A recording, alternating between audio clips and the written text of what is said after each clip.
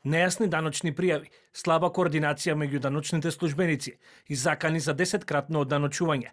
Ова се дел од проблемите со кои студентите тврдат дека се соочиле откако добиле даночни решенија за приходи остварени во рамки на програмата Work and Travel во странство. Денеска протестираа пред УЈП. Посочуваат дека данокот веќе бил платен во матичните земји каде што работеле, а сега се соочуваат со обврска да платат повторно. Никакви информации, само така не бомбардираат на студентите со писма и кога разговараме, еден службеник ни кажува едно, односно дека треба да платиме данок на вратениот данок, друг службеник ми кажува друго, дека треба да пријавиме целата плата.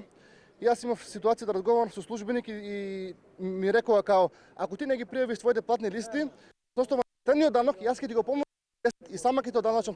На протестот се приклучија и поранешни работници во Авганистан и Ирак, кои тврдат дека и покрај тоа што поседуваат докази за веќе платен данок во трета земја, Управата за јавни приходи бара дополнително одданочување. Од наш колега, датумот е 9.12.25 година.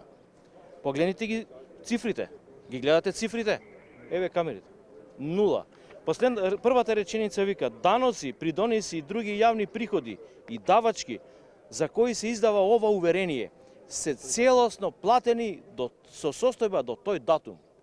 На колегата за 3 дена му доаѓа решение за да му наплатат 4.000 евра за 20 година. Од Управата за јавни приходи пак велат дека одданочувањето на доходот остварен во странство не представува нова врска, туку примена на постоечки закон кој е во сила со години.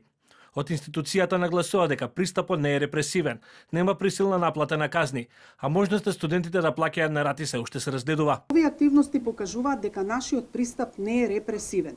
Не започнавме прво со казни и присилна наплата. Прво информираме, даваме можност за доброволно усогласување и спроведуваме директна комуникација со граѓаните. Нема двојно одданочување, но потребно е да се достави доказ за платениот данок во странство и да се спроведе законска процедура.